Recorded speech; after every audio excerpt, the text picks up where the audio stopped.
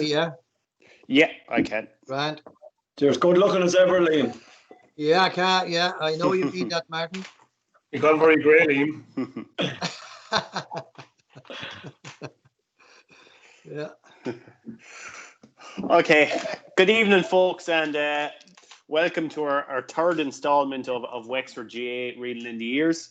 Tonight we're lucky enough to be talking about 1996, and we have with us this evening Liam Griffin. If we just introduce yourself again, Liam. Yeah, Liam Griffin. Good evening, folks. How are you? And we've Larry O'Gorman. Hi, folks. Larry O here. And Martin Storey as well.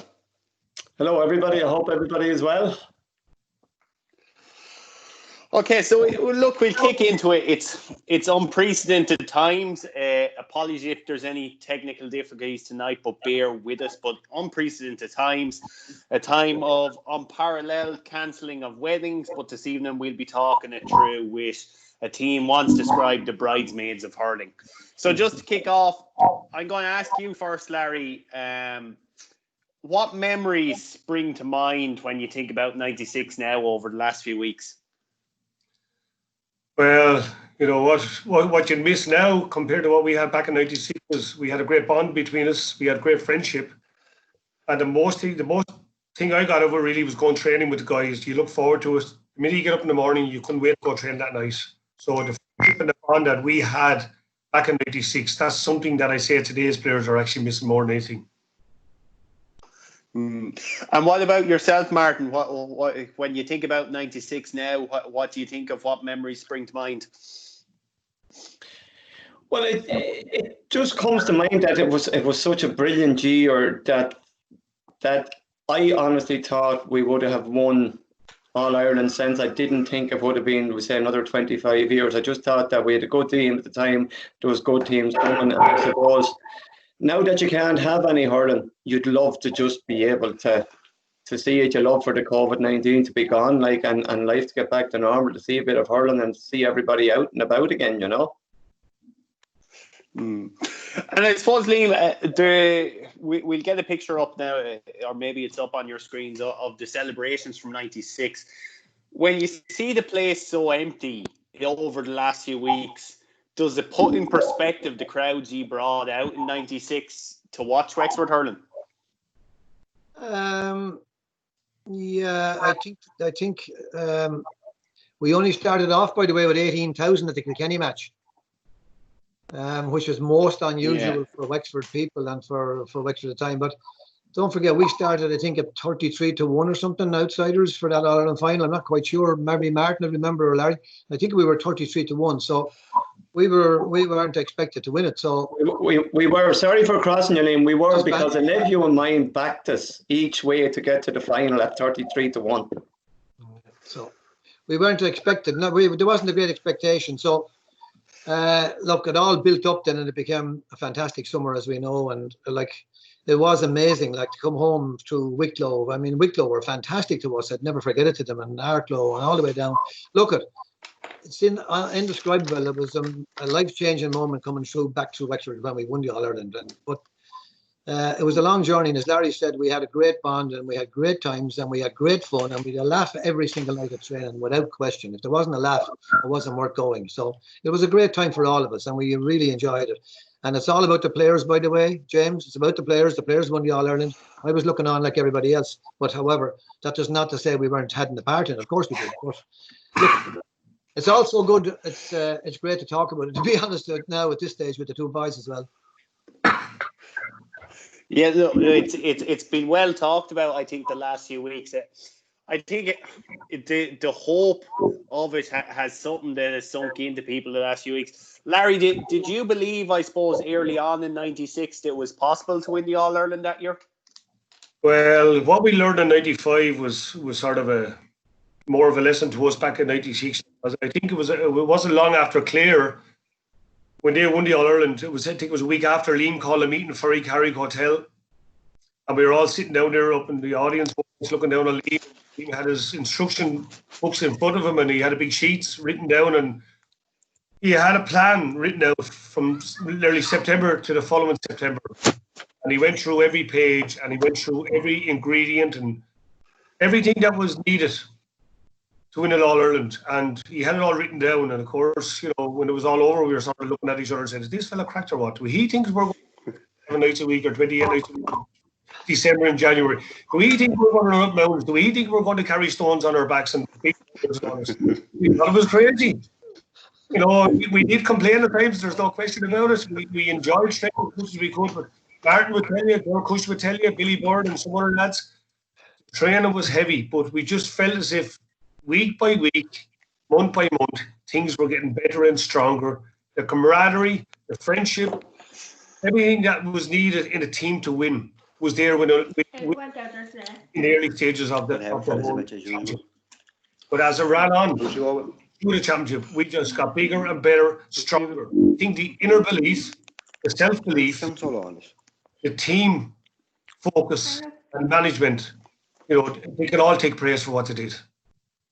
Yeah, brilliant stuff. I just want to remind people in the background maybe to make sure and keep your microphones turned off. But yeah, exactly. I suppose putting it in perspective, you worked extremely hard that year to win that All-Ireland. And what I want to start off on first is I want to take it back a year or two, Martin, to 1993 and the league finals in 1993, and then of course losing the replay to Kilkenny in the Leinster final. You were involved in that team, and did at any point did it feel like 93 was your opportunity past, Martin? It probably did, but the other side of it was there was always eternal hope. Like, I mean, every year we started training, and we say October, November, because the league would be coming on, so you'd have to be starting early. Like, and you always felt that there was a chance of something coming right. Like, I mean, we were probably in the top 5 teams in Ireland, 6 teams in Ireland. We say 92, 93, but we never actually got, I suppose we never got the rub of the green when we really, really needed it. Like, I mean, you take the league finals against Cork.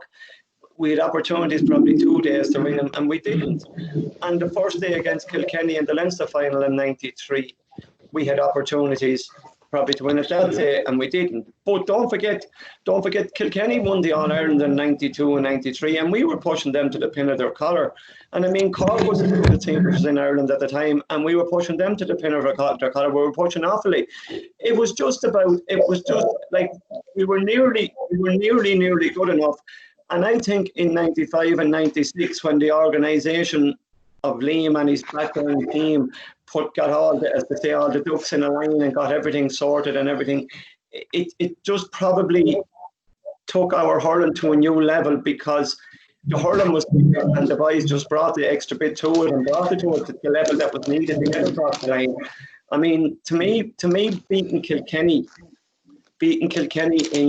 in 96 was justification of losing home nearly, that you felt coming down the road like we can go shoulder to shoulder. They're all Ireland champions. We were after beating them in the first round of the championship. We can go shoulder to shoulder. And Liam had said to us after Galway beat us in Limerick in the quarter final, Liam had said to us, lads, I think we're going to win this year. I think we're good enough to win this year. And like that sort of put your head thinking. Then you beat Kilkenny. Like, and that got you into the frame of mind that we are as good as what is out there. And then Liam kept pushing us with the lads, like, and it was just getting more and more, and the training got heavier and heavier and harder and whatever. But the group of lads that were there, and Larry will tell you that, and Liam will tell you that, there was a bond there that was sort of unbreakable. And like, losing didn't cross our mind, and I don't know how it didn't, because we hadn't won anything for ages, but losing didn't cross our mind at the mental state that Liam had us in, like, you know. Yeah, and I suppose, like Martin said, in 93, Wexford had the beating of anyone, and then there was 94, and you arrived in 95, Liam, and that first year, everything, it didn't all go to plan in the first year. What were the big learning curves for you in your first year with the team? Well, first of all, let me say I learned as much from 93 as anybody did, because I like looking at games and I like looking at what goes on in games, and I've always been like that since I was a young lad. Since I was in school, I used to send around game plans in the study hall instead of studying. But however, not to be recommended. But the point is that I looked at 93. I saw where we made a lot of mistakes in lots of matches over the years with Wexford. And I'm a fan, don't forget, and I was as frustrated as anybody leaving. So I really did not disbelieve in myself. I believed in myself, and all we want to do is surround ourselves with good people, because without being smart, I was well able to hurl myself, and I felt comfortable in the job, and I felt comfortable we could tackle it.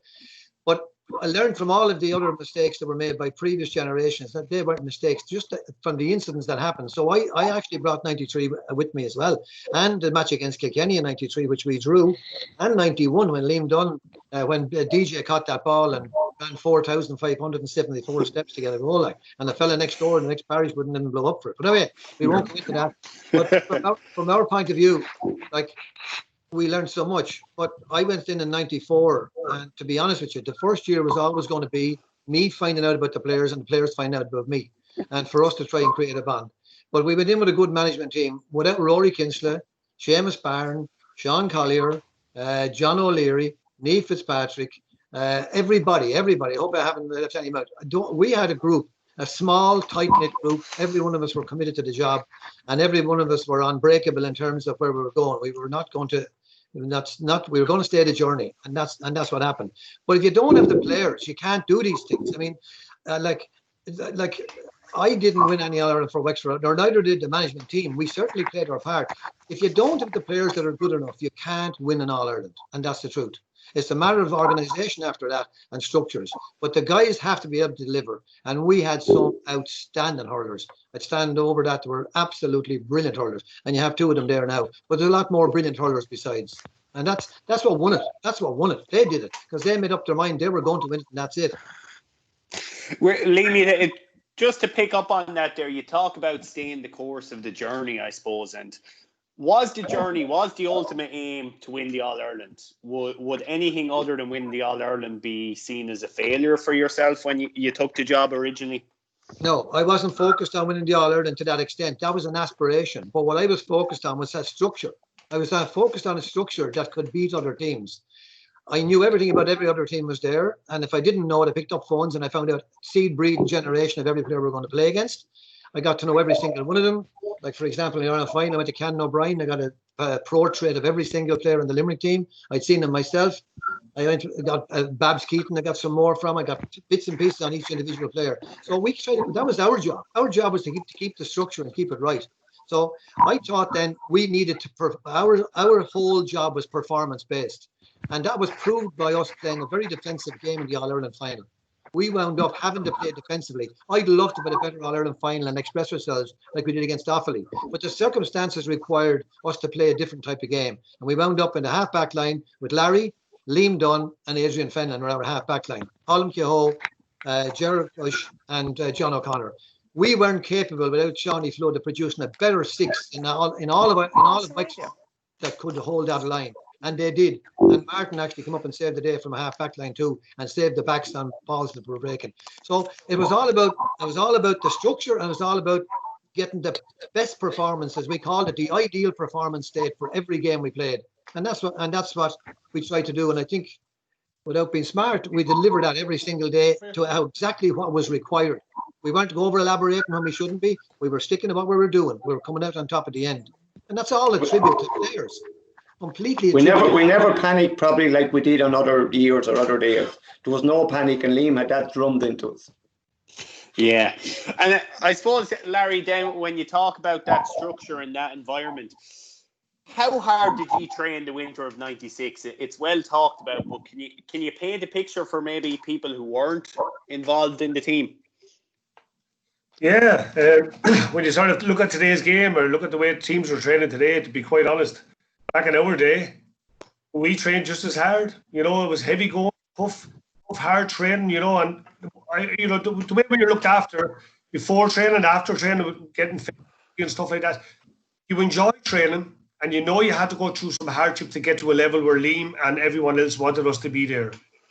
Felt over the number of years that maybe our fitness level also wasn't to a level that the likes of Kilkenny's and Tipperary's and Cork's were, because they had a lot of successful within their colleges. You know, we had St. Peter's College here who done quite well there, and then you have Good Counsel College who done well at football level. But back in Kenny Tipperary, I just thought they had a little bit more in them then. When it came to the crunch, when it came to trying putting teams away, we found it difficult to put them away. But I think over 95 and 96, what the training and the effort, the commitment that went in, the nights that you felt like pulling in on the side of the road, going home after training. I know Storey pulling in a couple of times, they got a bag of chips and a fish after training some nights as well. But you know what I mean? That was all part of it. You know, we were either in it or out of it, you know. And as Martin said and Liam said, we were in it together. We said this is going to be a battle. We're not quite sure what is in front of us every time we line out Crow Park, no matter what team we're going to come up against. If we stick to our plan, stick to our organisation, think about the heavy nights, the slogging, the wear and tear on your body. The times when you went home, you said, I'll never go back training again, and you couldn't wait to go the next day when you wake up. It's that feeling that you get inside your body. And then the supporters played a big part in us as well by encouraging you, driving you on. And as Martin said earlier, beating Kilkenny in the first round was a lovely feeling, to be quite honest. You know, to me, coming back home, I was so delighted just to get there. And it was the start of the team, as management team, it was a start for us. And of course, we went on to play Dublin then as well. But we took it one step at a time. We knew what way to train for different teams. We knew how Liam was going to set up a different ideas and how to attack teams and break down teams. And, you know, Dublin had, I think it was James E. Brennan and Emma Morrissey actually came into Dublin that year as well. And there were a lot more at that game, would you believe it, than there were at the Kilkenny match. But we didn't really know what to expect, but we done our homework. Oh, we only done our homework up to the Dublin game. And when we got over that now, Liam says, look, lads, we're only 70 minutes away from being Leinster champions. Let's go back to training tomorrow night and let's get stuck into it again. So you were looking forward to it. You were happy about it. It's like going into work and you're getting a bonus every week and you're only doing this work. You know, it was great. And of course, the bond, I think the bond, friendship, and Martin would tell you, you know, we cracked so many great jokes. We had some great fun. And, you know, there's times we ran off in training, or maybe Rod and Dave, the two mad ones. When Liam said we're going for a nice steady run, the two boys would be gone mad, and Storey would be whistling, hey, back here. Get back here. He said, I'm the boss, not you. You know, so we had a great friendship and a great bond like that. But it was the way the team was driving themselves on. But Liam is right. Liam organised it. The likes of Martin, Billy Byrne, George, and all these guys, they guided us along in training. I will say that. From the likes of Gary Laffin and myself and Larry Murphy, we might be a little bit outgoing and a bit of a character or a bit of a crack guys. But when you're in training, these guys will be saying things in your ear. You know, get your head focused, get right now. We need this. And that every day we grew as friends, we grew as brothers, we trusted one another. Where maybe before, in the previous years, we probably looked at one another as if to say, who do Martin Storey think he is? Who do Tom Dempsey think he is? You know, so from the bond that we grew from 94, 95 and 96, there's no one in the world would have broken us. I don't care. I wouldn't give a damn who it was. No one would have broken us. And that's the reason I believe we went on to be a success of 96 and winning the All-Ireland. The friendship, the bond, and the organisation that went with it helped us get over the line. As Martin spoke earlier, we found it difficult to get over Kilkenny and Cork and all these others, even though we felt as if we were good enough to beat them. We were always feel we were good enough to beat them. We just couldn't get the idea into our head that we're capable of doing it. And Liam and Eve and all the back room got it into our heads night after night after night. I know you might get a pain in your head listening to them at times. When it sinks in, it stays in. And then you realise what's inside your mind, what's inside your body, and that's what it will take for us, as Martin proved it in September, to get up there and win the McCarthy Cup. Yeah, Martin, a common theme over the course of these reeling in the years nights I've had is the word the bond in a team and that unbreakable bond. Can you describe to me what creates a bond like this, or is it a pure fluke, or is there something that can be done to create it in a team? No, it's definitely not a pure fluke. When you were together, I mean, the day of the All-Ireland final, I think it was our 192nd or 193rd time together for that year. So like, I mean, Liam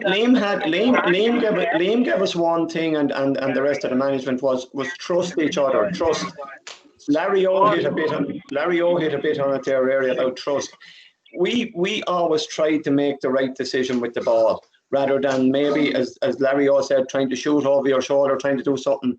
he gave us that trust and belief, and he gave us the saying, I suppose, was doubt your doubts and not your beliefs. Believe in yourself and believe in the lad beside you, and believe in the Wexford jersey, and believe in the Wexford crest, and believe in it. And we totally bought into that belief. And I mean, that's why the bond was so strong. I mean, we meet up now and we don't meet up often. When we meet up, within 15 minutes, you get through the preliminaries. How are you, Liam? How are you, Larry? How's the family? How's this? How's that? How's the other? And then the slagging will start. It'd be after an hour, it'd be the very same as we were back. We hadn't been apart, like, and it's 25 years, because that friendship and that closeness was there with us. Like, I mean, when you were sitting in a dressing room with a fella, and you were after being out in the field, and you were after absolutely putting your guts up in training, like, he knows you inside out and backwards. He knows what you're capable of, and you know what he's capable of, and that's where that bond and that trust is. Like, and I mean, Liam and Neve, they sort of, I suppose, they worked a good bit with us on the psychological side of it to get that stronger and stronger, and get that belief stronger and stronger. Brilliant. I'm going to ask you kind of the first question of the night, where you might have to tell on one of your teammates, Martin. And who was the biggest slagger on the team that time? Who made the most jokes? Well, you actually had a couple, believe it or not. Larry was always messing. He was always telling yarns. He was always telling jokes. He was always talking, always having the crack in the dressing room. Tom Dempsey was the one that would absolutely, he'd have something on someone, and he couldn't wait to get into the dressing room to tell everyone, like, you know. So that would be the two lads would be in it, like, you know, that'd be up to the most devilment to be probably Tom and Larry O. Brilliant. Liam, I'm going to come back to yourself there, and I'm going to ask you about a game prior to when you played Kilkenny, and it was a tournament against Kilkenny, or maybe a challenge game before that, I was reading, and you actually took off Sean Flood and Larry Murphy, who had been your best players that day, and it was a psychological ploy to show Kilkenny that you weren't scared of them. You could beat them with any 15 on the pitch. Is that true, or is that just a rumour? It's absolutely 100% true. But look, I want to just say something to you, because I think I might lose it, and I'll come back to that in a second. Dominic Kiernan's gym played a massive role for us. It was like something in the basement in New York, in a heavyweight championship boxing atmosphere. The Patelli brothers, I think, is it in Boston, and all these famous gyms. It was smoke filled. I don't mean smoke from smoke, it was steam filled from us. There was no ventilation. The windows we had to open a window to open it. But I never enjoyed anything so much in my life. And no lads ever put in as much intense training in the period we were in there. And it was a laugh every night, even though it was very, very hard training. We did a different type of weight training. They're still not doing it today. I'd still go back to that if it was done again. We did a matrix type weight training, and I think that stood to us. And we had a good program. So that atmosphere was unbreakable from that room. I just felt that room as so much. We had a boxing ring in there as well. Remember Tom Dempsey got knocked out, Liam? We arranged for Tom to get knocked out, but I better not get come close to him. We arranged for Sean Collier to knock him out, but he wasn't impressed with Collier knocking him out, but he said it was worse when he looked up and he said Storey and Liam Dunn, the boys were laughing at him. What we did was we arranged it that when Tom was going in, that everyone was to drop everything and go to the side of the ring. So when Tom and Din was in another room beside us, so when Tom and Din, everybody leapt up and went around by the ring. And next minute, Tom tried to land a few punches, and Sean caught him on. Poor Tom went down. He was counted out anyway. But anyway, it was all. He took it for the team. And the other thing that was fantastic, which nobody would have known, I felt that we needed to lighten up the atmosphere the day they are on final in the dressing room, because we were trying to go relaxed, because we knew Limerick would be all hyped up. And Larry O did something that Micheál Murray said he never saw in his life before. I said to Larry, stand up there and tell us a few jokes. This is in the dressing room. You talk about beating tables. We were beating no tables. And Larry stood up, and as Martin said, spilled out 3 or 4 jokes one after the other, and nobody could believe it. And the nervous laugh was fantastic. So I just have to pay tribute to that for Larry. And lastly, the draw that we got was the draw I wanted. And that's a fact. We wanted to draw Kilkenny, because I wanted to beat Kilkenny, Offaly, and the Munster teams, and Galway. And we got Galway in the semi-final if we could get to the final, semi-final. We got Kilkenny in the first round of the championship. We got Offaly in the championship. So we beat every team that we wanted to beat. Every team that we really wanted to beat, we managed to beat them. And I preferred it that way, that this was it. You were going out that door, you were coming back in on a shield, or you were coming back in with a victory. And that's it. And that was the way it was every day. And every day then we built on that, and that atmosphere prevailed. And I think, we were ready for anything by the time all those matches came around. But it's the combination of all those things. And yes, they all played a massive part, but the players have still got to be good enough to deliver. And on that match that you talked about, at half time that day, it was at the Waterford last tournament, Fan Larkin was doing the umpire for the referee. And we had been hammered by them in the Waterford last tournament the year before, and it didn't do us any good. But we beat them, and then we beat Cork in the final, I think. We beat Cork by 18 points. It was Sean Oak's first ever game. And Sean Oak told me afterwards he never could believe he could make inter-county hurling. This was long after that. But at half-time, I just said to Seamus and Rory, who are our two best players? And the two best players on the night were Shawnee and Larry Murphy. I said, we'll take the two of them off. Oh, Jesus, don't take them off. We want to beat Kilkenny. I said, no, we don't. We want to beat Kilkenny without the best players, because that's what they do to us. The two of them are coming off, and that's it. And we brought on Jim Byrne, and we put him centre back, I think. And I don't know who else we brought on. I'm not even sure who else we brought on. But it was important. Now, Fan Larkin walked up behind me walking off the pitch. And I know Fan from way back. And he hit me a belt of a hurl across the ass, and he said, you're not cutting me. You're going to win Leicester anyway, at least. So I said, Fan, would you ever go away and don't be annoying me? He said, you're lucky to be playing you in the first round of the championship. Don't be bullshitting me. And it was a kind of a slag, and I walked away. But he wasn't wrong. He could see it. Is there something special about playing Kilkenny in general, Martin? And I think you got 5 points that day, and Billy Byrne got a goal as well. Is there something special about beating Kilkenny for a Wexford person? Absolutely, it's the very same as hen's teeth. It's seldom, so it's very, very, very sweet when you get a victory over them.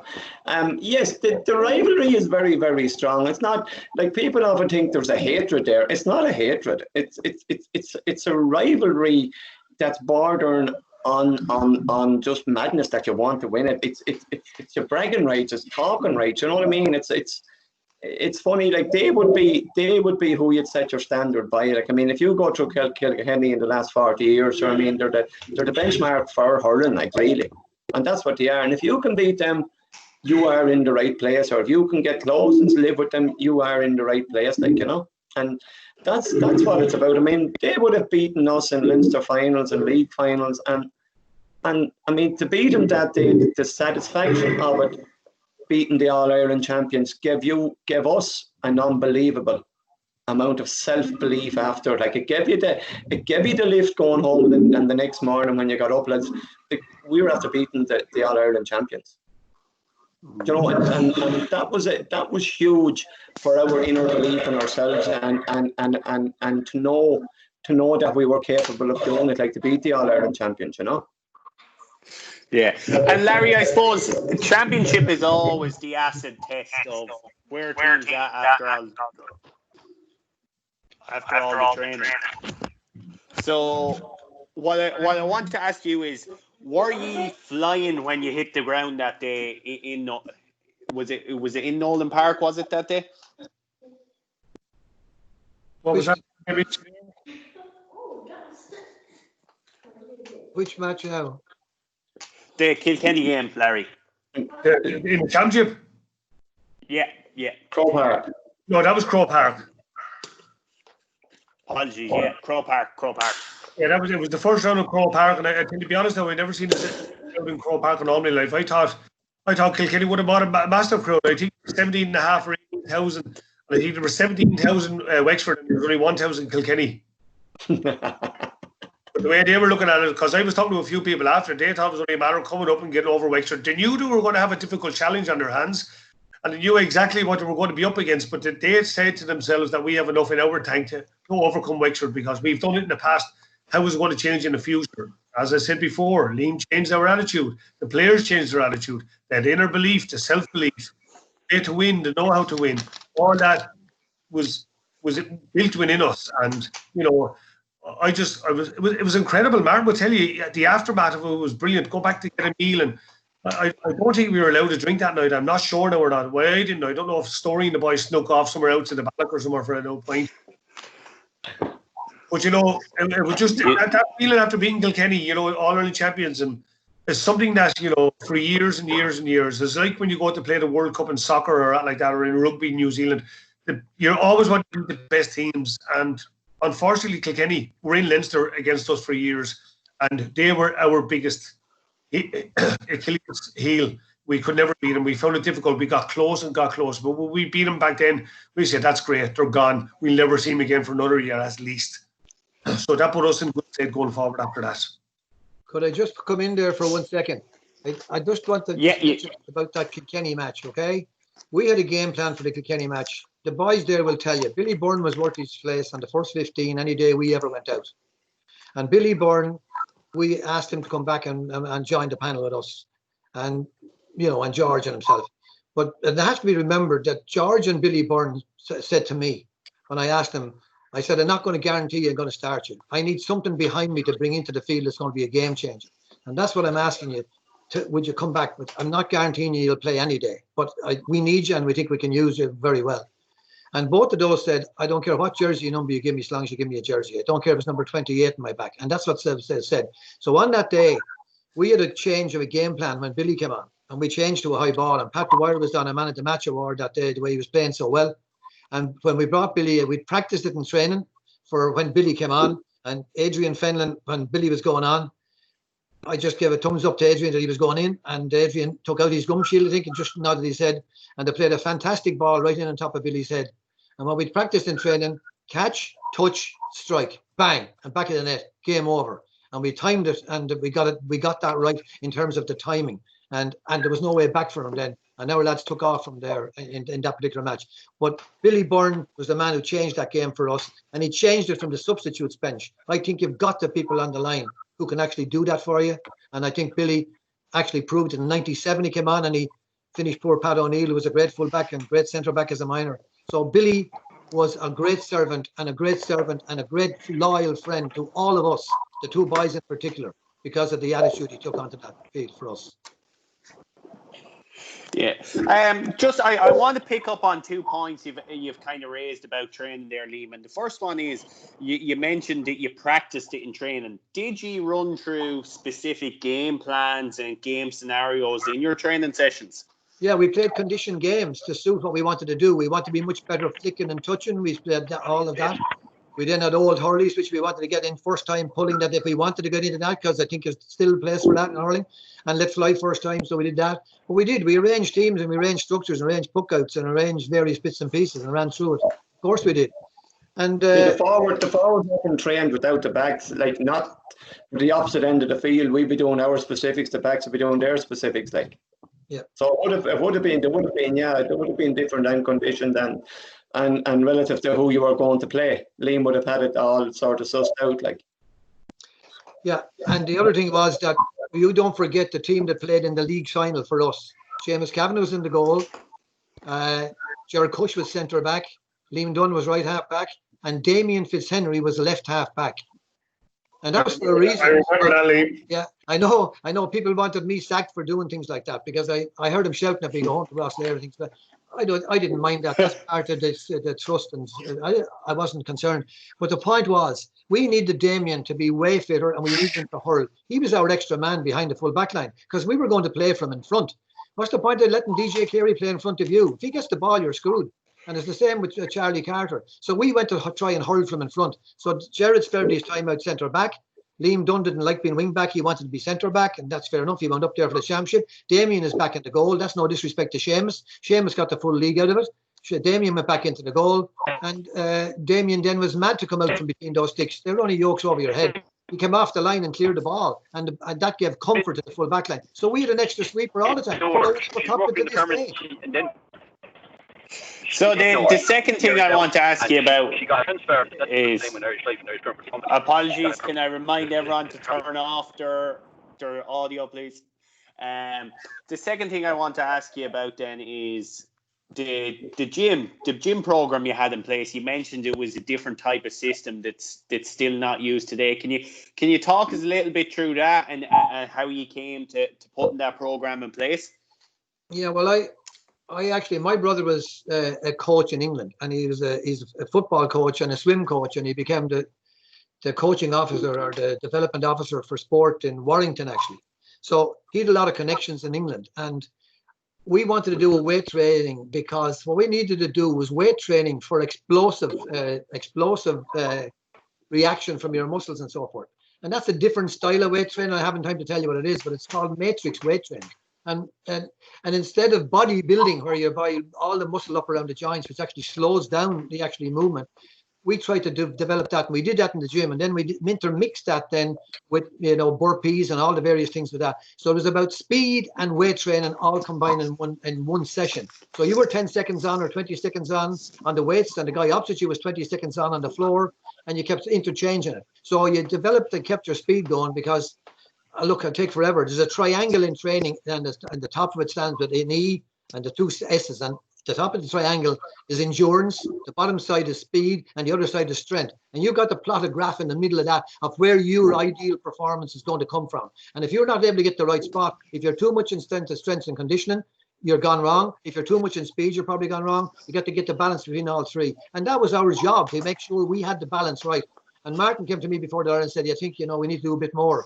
And I told him, no, Martin, we need to do less, actually. And I think he wasn't too pleased with me, and let him talk. But the point is that we had it measured, and we have people measure it. We even had a nutrition from the Olympic team in Britain, Jeanette Crossman, looking after us as well, because I didn't know anybody in it other than that. And she looked at our videos after every match and gave us advice on the nutrition, and even picked out who needed this and who needed that. So it was just, look, it was part of our job. That's what we were supposed to do. That's what we were getting the big money for. So look, you're after overcoming Kilkenny, and you get over Dublin as well, but the crowds are starting to build. And then at that time in Leinster, Offaly were probably the top dogs as well. So how did you react coming in? How was the camp coming into the Offaly game, Larry? As I said before, we had planned for every game. We went through drills and different drills to face up to each team. And the Offaly game was something a little bit more special, I found.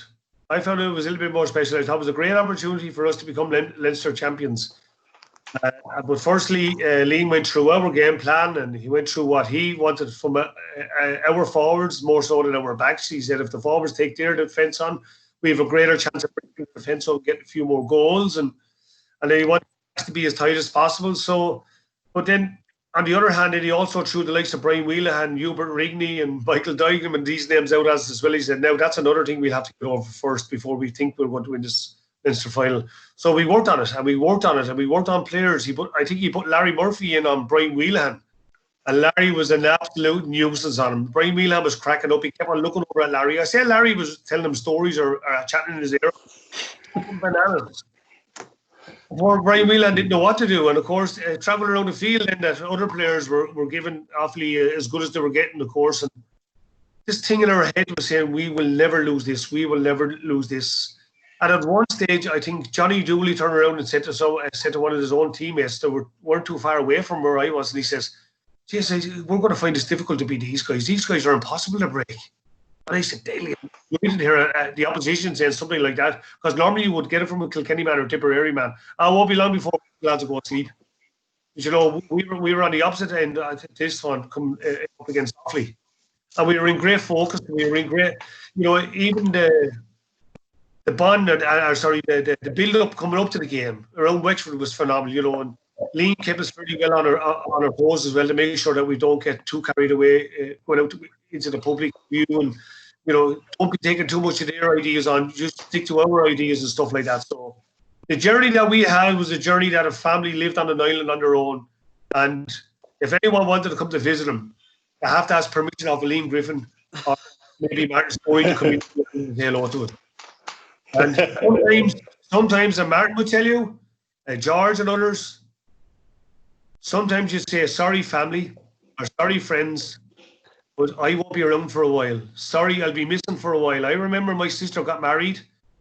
I was doing a reading at her wedding in Bryce Street Church. The lads were training down in Rosslare, on the pitch in Rosslare. We were going to Ballytrent after that for a barbecue to sleep overnight. And I got up and I made a speech, and just before I left, I said, sorry, Father, the police, I have to go now. We're training down in Rosslare. Off we went into the car, down to Rosslare, and started training with the boys.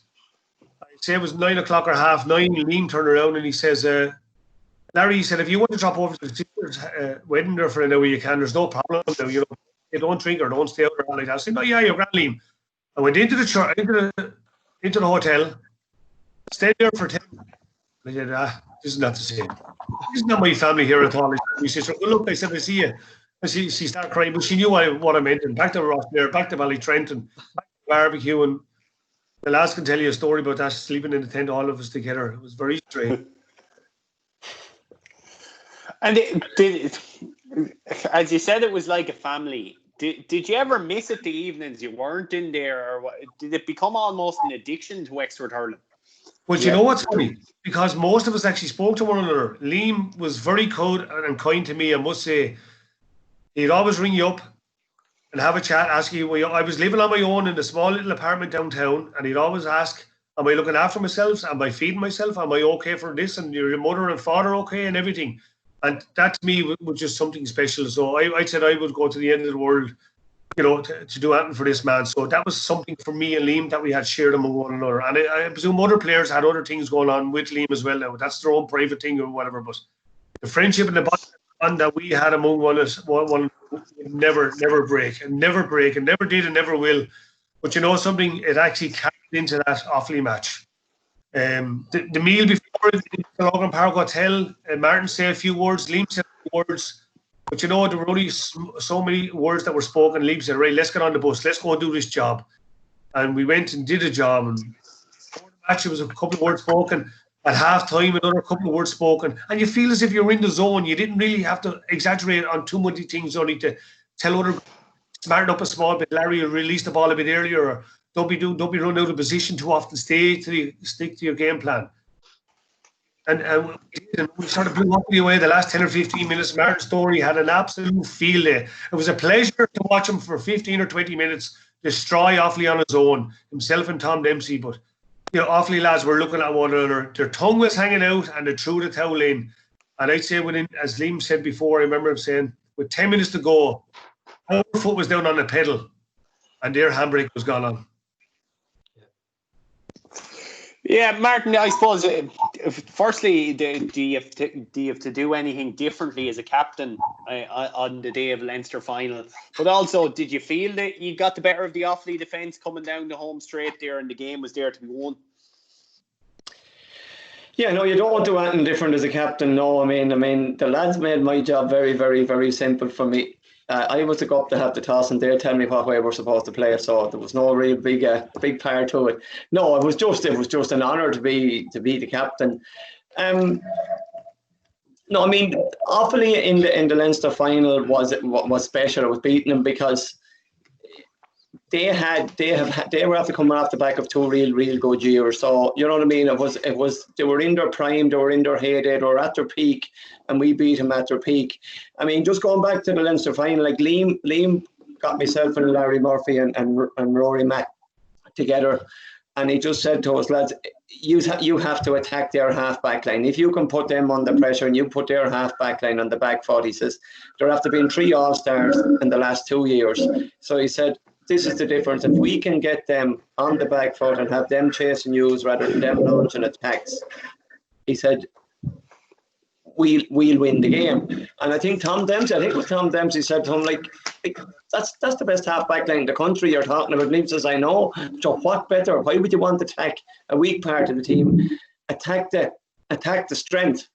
And I mean, it worked out because he talked to us and he told us what he wanted to do and the way we were coming in for puckouts and the way we were setting up and everything.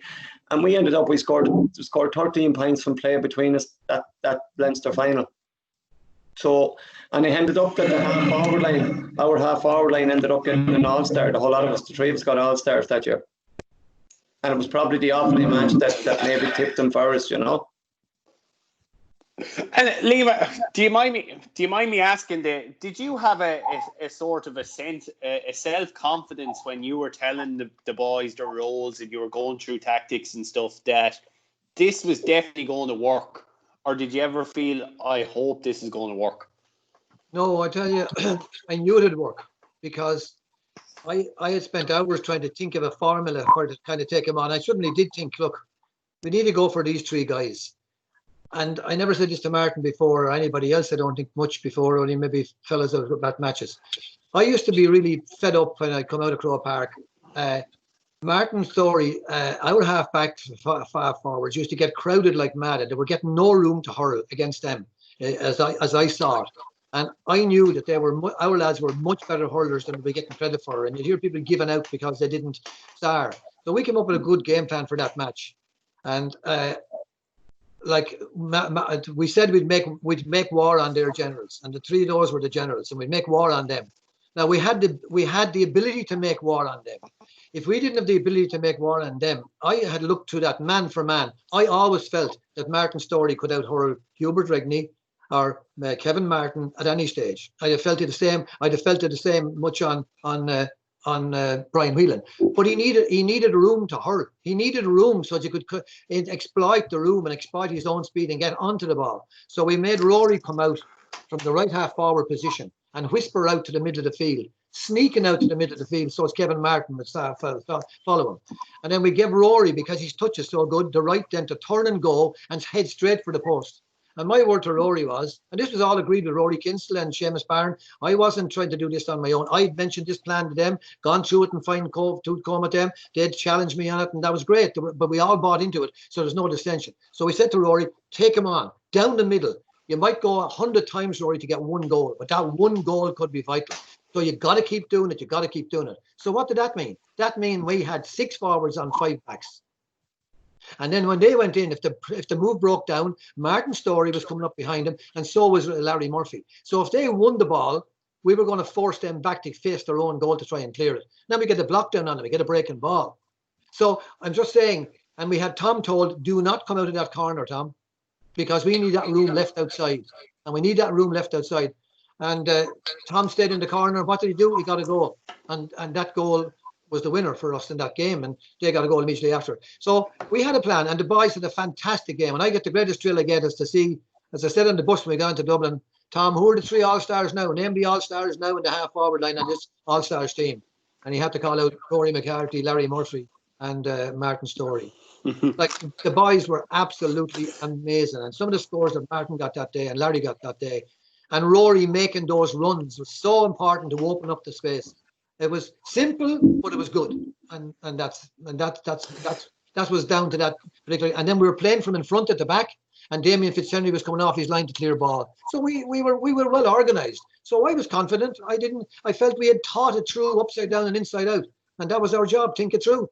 And when you've thought through, go back and think it again. And I love doing that, to be honest with you. It's a joy for me to do that. I love doing it. So love doing it too. Whoever. Brilliant. I suppose you win the Leinster final. Then that's fascinating how much thought went into actually unsettling their half back line.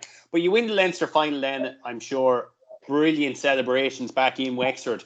At what point does the focus turn back to the semi-final, or does anyone mention, geez lads, we could win an All-Ireland here, Larry? Yeah, strangely enough, I think it was probably Wednesday or Thursday after the Leinster final, and Liam actually brought us down to Hurling to go for a run down through the forest and back up along the beach. Now, it wasn't meant to be a fast run, it was just a sort of a light run, loosen up and get the stiffness of your body from all the drink that the lads have been drinking for 2 or 3 days, maybe, or something like that. I'm not sure. I don't know if Storey or Dirk should probably put a few pints away. But and then to go in for a swim into the water, then just to relax and come back. And when we came back, then we had loads of buckets of fruit and strawberries and stuff like that. So, it was one of those nice little things to get away with training light, as I put it, because, you feel as if you didn't really do much in training. Lord mercy on the great Ned Wheeler, he often said, when you go training, Larry, make sure you give it 100% and make sure it's 100% given by whoever's training you. Because if you feel as if you didn't do enough, go off somewhere else and do your own bit to make up for the bit you didn't think was done right. So I used to do that on the odd occasion. It's not that the training wasn't tough enough. I just felt that I didn't put enough effort into training, and I'd often go back to Park Orman only a couple of nights maybe when I wasn't maybe in good form or things weren't really going well for me in work or whatever it was. I was just going through a little bad time, and I'd go back to Park Orman and I'd actually just train away on my own, just to get back up to where I think my own self head was wanting to be in a good place for it. But coming into the golf, you know, it was just one of those things that, once again, just one step after another. As I said, the Offaly match was over. We were back in workload, done the run. Then Liam called a session. After that, then he called in for us to go back training as soon as possible. But every time I finished up, he always spoke about we're only 70 minutes away from being champions in Leinster. We're only 70 minutes away from being in the Leinster final. Now we're only 70 minutes away from being in an All-Ireland semi-final. Now we're only 70 minutes. This thing get in my head every week. And if we keep believing that in that 70 minutes that we're going to just to win that 70 minutes, it doesn't matter anything after 70 minutes. Once we have the game won within the 70 minutes, he says, I nearly guarantee you that we could go all the way. And it's only when it was all over, even when we won it, I think he said to me after, geez, Larry, I told you we nearly win the All-Ireland. So we had the Lee McCarthy in the dressing room after. So I think that nearly thing was always winnable. Inside our own head, we all knew that we had it. Yeah, well, the psychology. Sorry, go ahead, Martin. Like on the Wednesday night that Larry was talking about, we went down and we done a bit of a run down to Raven and Cortlow, and we went back to have a little bit of grub. And Liam asked us a very, very important question: were we satisfied? Had we enough?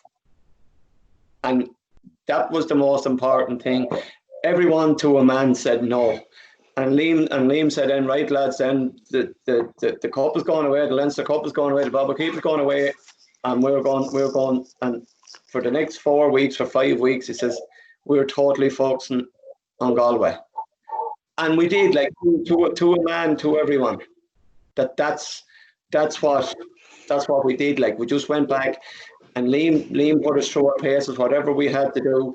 And I suppose the other good thing that Liam kept us, he always kept us in the present. He never let us go back to the past, or he never let us go to the future. And many, he used to ask us every night we were training, if you were in a Leinster semi-final, how many more Leinster semi-finals will you be in? How many are you guaranteed to be in? How many? You're only guaranteed to one, the next one, the one that's here and now. And he got us to live in the present and to work in the present. And I suppose that kept us from dreaming and maybe dreaming about winning All-Ireland when you weren't in it. You can't win it if you're not in it. And we weren't in it after winning the Leinster final. We had Galway. And he kept us totally and absolutely, completely and utterly focused on Galway. And I often listened to a couple of Liam's interviews going up to the Galway match, and he just talked about how good they were. And we were looking forward to the game. We had prepared well and we were ready. But he never talked about how good we were. He talked about how good the opposition was. And I always thought it was a great tactical thing by Liam, like, you know, that he was blowing them up and keeping us grounded, like, you know. And the psychology of the team that year seemed to be that you always believed and you were always well grounded. How important was Niamh Fitzpatrick in the development of that team? He asked me. I'll go with Martin first and Liam. Okay. Then yourself, Liam, your take on it. Okay, that's okay. Niamh was huge because her part of it was that she just gave us very, very simple instructions to keep us from losing our focus and how to refocus. If you're going through a bad patch, or if you're going through a bad you're getting hurt or something, she gave you the ability, what she taught us, to how to refocus and how to recenter was the phrase she used. So we were able to recenter yourself, get back into the game. And then Liam would have had it to that of do something simple. Don't try to do something crazy with the ball if things are not going really well. Keep it simple, keep it right, and get it through to the next line, or get a hook, or get a block in and do it and work yourself back into it. So she gave us the ability, which probably would have cost us in the past, that if we were a point down or 2 points down, everyone started shooting from 80 yards and corner flags and over their shoulders. There was none of that. She taught us totally to stick with what her job was. Between the two of them, they kept us totally focused on it. Doesn't matter if you're winning by 10 points, you do the right thing all the time. Not every second time, not every third time. You do the right thing 100% of the time. And I mean, that's how she kept us totally focused and stopped us from getting too excited before matches. We had never been in an All-Ireland semi-final before, so it would have been huge. But we looked like the team. We looked like the relaxed team going out rather than Galway, who were playing every year. They were guaranteed an All-Ireland semi-final. So, I mean, the one thing about her that she done it so well that nobody noticed, and that's the biggest compliment I can give her, that actually nobody noticed. Everybody was wondering how we were so calm, collected, and in control, and nobody really knew how. And that's the biggest compliment I can give her and Liam. Yeah, and I suppose, Liam, then yourself, what role did you envisage for Niamh when she came in first? And did you find that these lads needed something different? Yeah, I'll tell you, just before I say that, just to let you know, part of our success in '96 was we never lost the hooking battle. We said we'd be Ireland's leading hookers. It was a joke, but that's what we were going to be. And we were the best hookers in Ireland. Yeah, and we were hooking 2-1 against every team we played.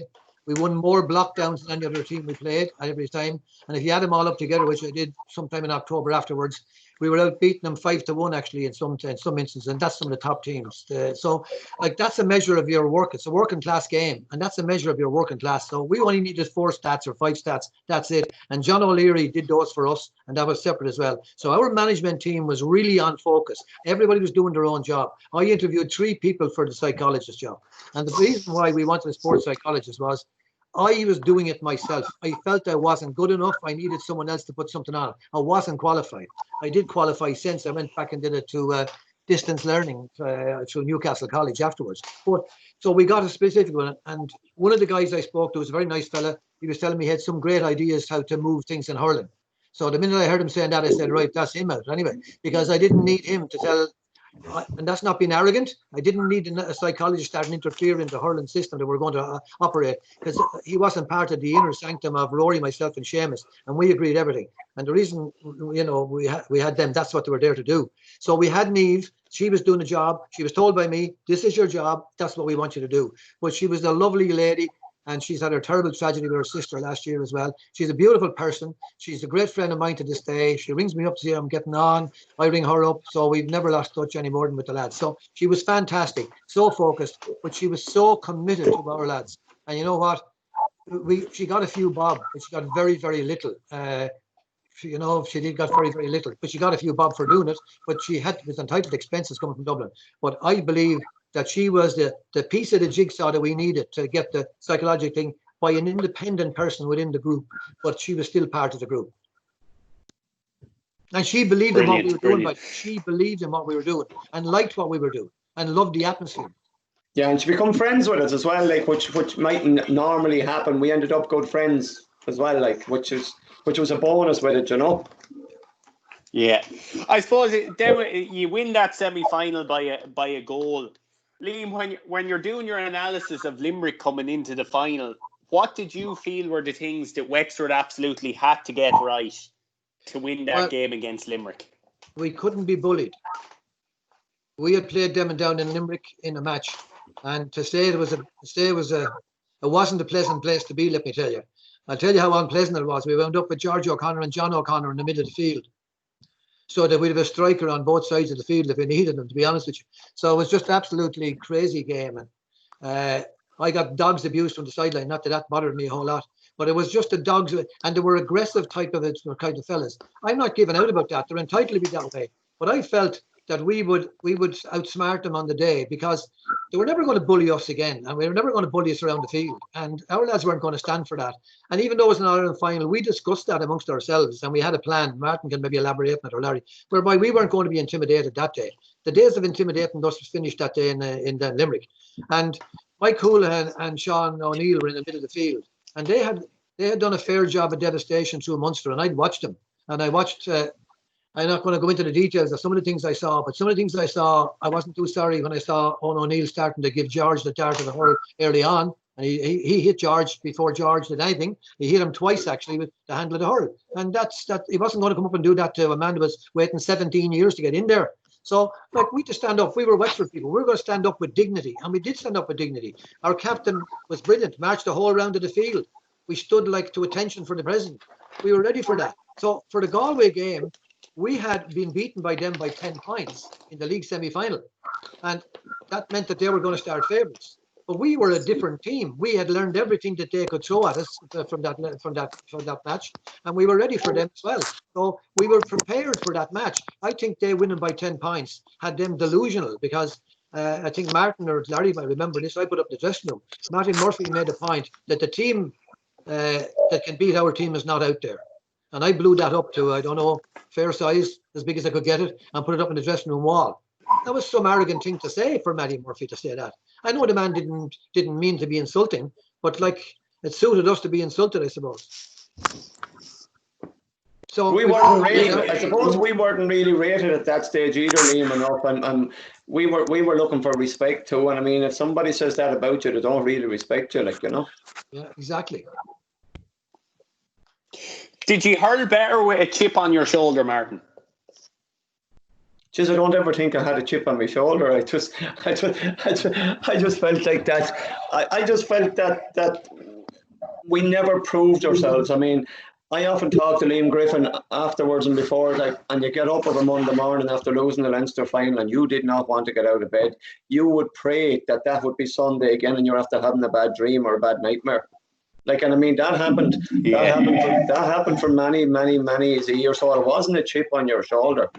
I mean, what the big change was, the big change for me anyway, personally, and Larry will answer you his time, but to me personally, the change was going up.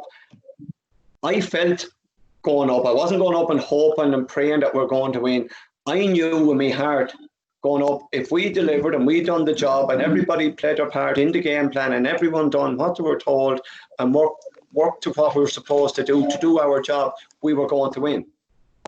And that's how it turned out in 96. Everybody, basically, you got a job description. We all got a job description from Fitzy right out to Callum corner forward. Everyone got their job to do. And if you weren't doing your job, well, Liam let you know too that you weren't doing your job. So once you knew what you had to do, it made it an awful lot easier to actually hurl, because you were getting the vibes from Liam and Rory and Seamus. Yeah, keep doing that. That's right. Keep going. So you knew you were doing the right thing. And I mean, no, I never think it was a chip on the shoulder, but I felt that Limerick always thought that they were going to redeem themselves from 94. So we had nothing to do with 94. It was Offaly that come back and beat them in 94. They were 6 points up with 5 minutes to go, or 5 points up with 6 minutes to go. I can't remember which. But like, so that had nothing to do with us. So I mean, we went up totally, and they were talking about redemption from 94, and I felt they didn't give us enough respect. They were talking about redemption for 94, like, you know. Yeah. Larry, I suppose the thing I want to ask you first before we get into the game itself is, what jokes did you tell in the dressing room beforehand? I can't tell you them, James. Sorry, they're too vulgar. Too blue, Larry. Too blue. Yeah. I know it's just stuff to come off the cuff. That's all, really. It's just stuff to come off the cuff. You know, he wanted a few jokes. I was sort of stunned for a few minutes, sorry, before when he asked for a few jokes. But sure, look, let it be. I remember even on the bus leaving from Stillorgan into Croke Park, when Liam was sort of putting his hand up at the front of the bus, and he was sort of, come on, a bit of atmosphere going. So we did spend a bit of time. I'm not sure whether Martin and the married men were allowed to do it, but the single guys or whoever allowed to look out the window. Whoever spotted the best looking woman would win a prize. You know, so I think Rory McCarthy actually won it, so we all voted. Rory won it. You know, the last spoke about it going into the game. We spoke about how we prepared ourselves for all the games, and every team to us was a big game, and the preparation that went into the build up to the big games was no different to what it was coming into the Limerick game. Only it was an All-Ireland final. The expectation was something maybe that I thought maybe that within the public, well, look at how many Leinster title in their pocket. You know, sure, if we don't win, at least we got here, you know. But go back into the tradition where the players were. We felt it completely different. This is our greatest strength. Martin spoke about it earlier. Liam Griffin said, have you enough? Have you got enough? Are you satisfied? You want to leave it at that? Are you happy just to march around with the band today and just wave to the crowd and get by 10 points and it'll be his time? You have a choice, he said. Get out and lose it. You'll never be talked about again. Get out and win it. You'll be heroes forever. And I think that's so up into a lot of players to say this is so important for hurling. Only in Wexford. Only in Wexford. We could do something like this. It's like rewriting history. Go back to the 50s, to 60s, 68. You know, we said we could change all this very easily by going out and doing our job. The job that we have planned for all year was to take on Limerick and believe in what we had practiced and trained for, focused for. If we just give it our best, 70 minutes, don't worry about the result.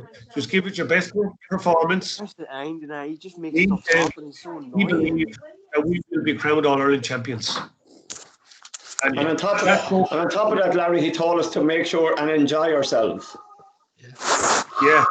Which was unbelievable for a manager to tell you to enjoy yourself on the biggest day of your life, or the, say, whatever you want to call it, the top days of your life, to actually enjoy it, he said, and make sure that you take in every little bit of it. And I mean, that's probably the biggest part of it, that we were actually, from the time we got on the bus on the All-Ireland morning, that we were so relaxed because he had Liam and Neve and Rory and Seamus had us prepared to actually really enjoy it. There was no tension, there was no big tense, there was no pressure.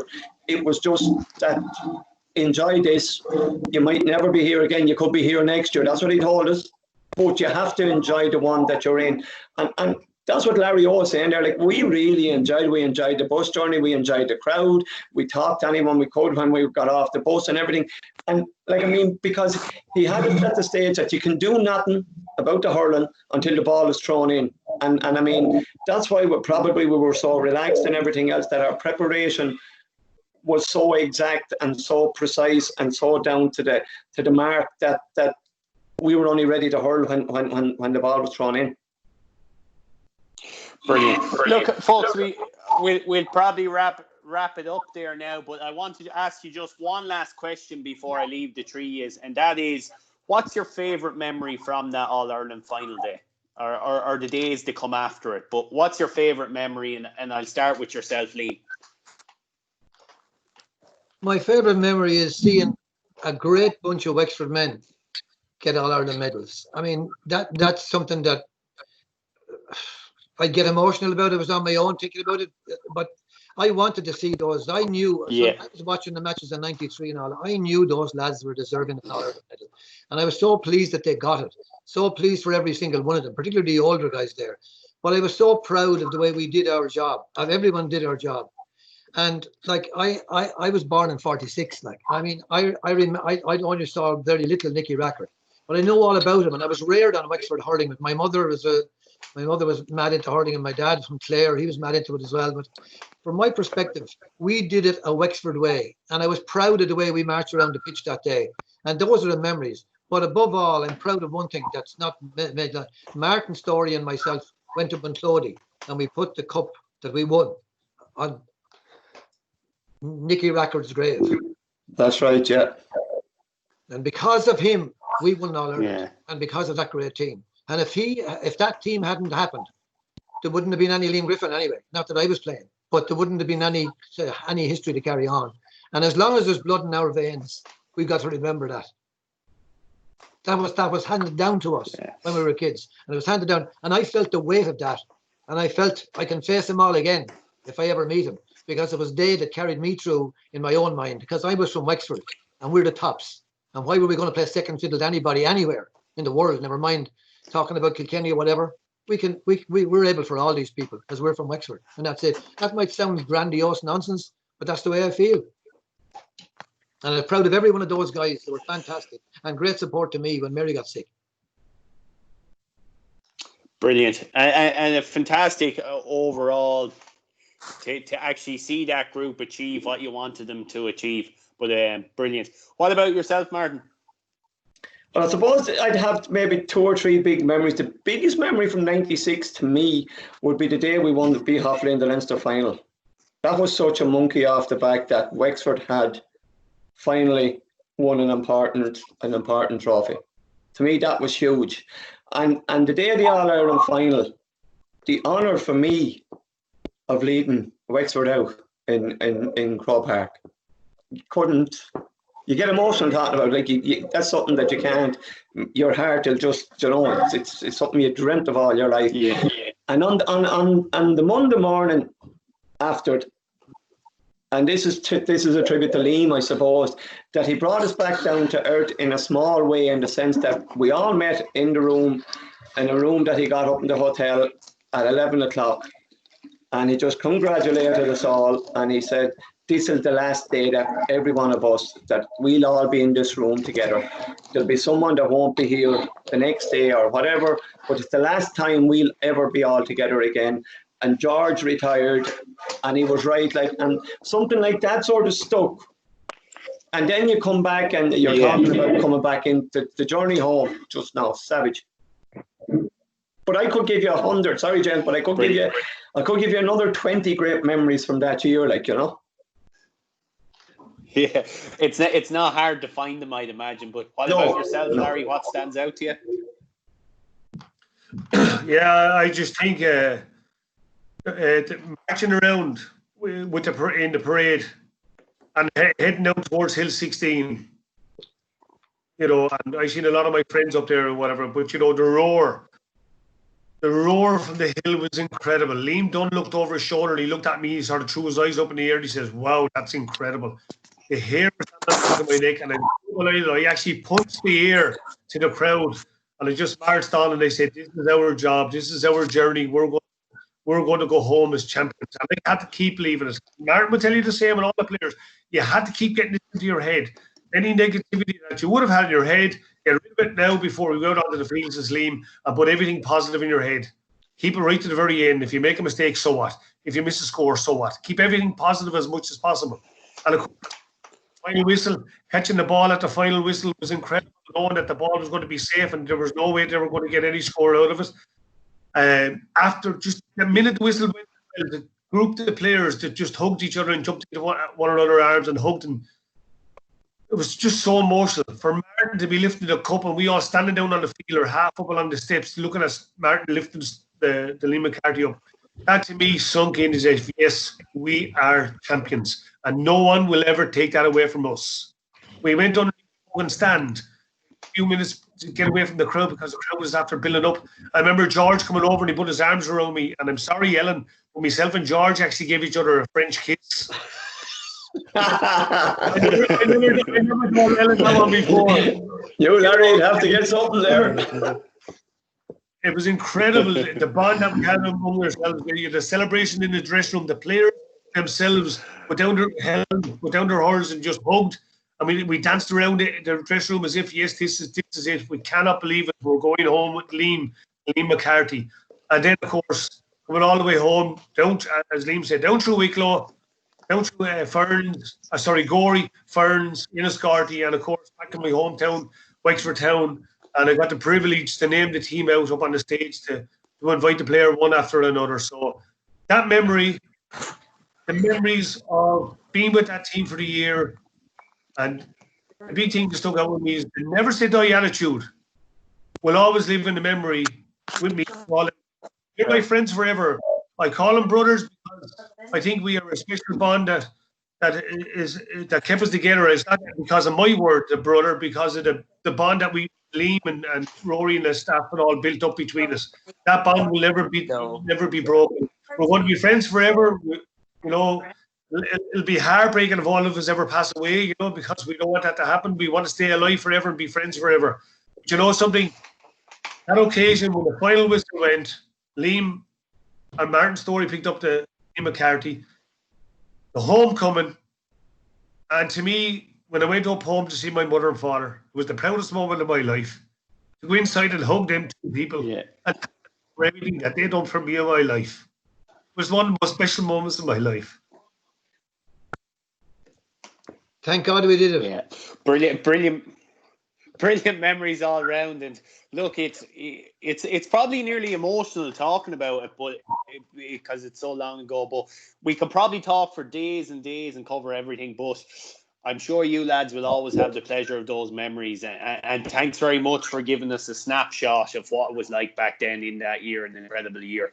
And that's, I suppose, 3 incredible nights of Reeling in the Years, Wexford, over the course of our Wellness Week here with us in Wexford GA. So finally, for me, James Donoghue, I'd like to say thank you to the 3 lads for being on here tonight, and thanks to everyone for tuning in. And I'm sure we'll see you again in the near future. Thanks a million, lads.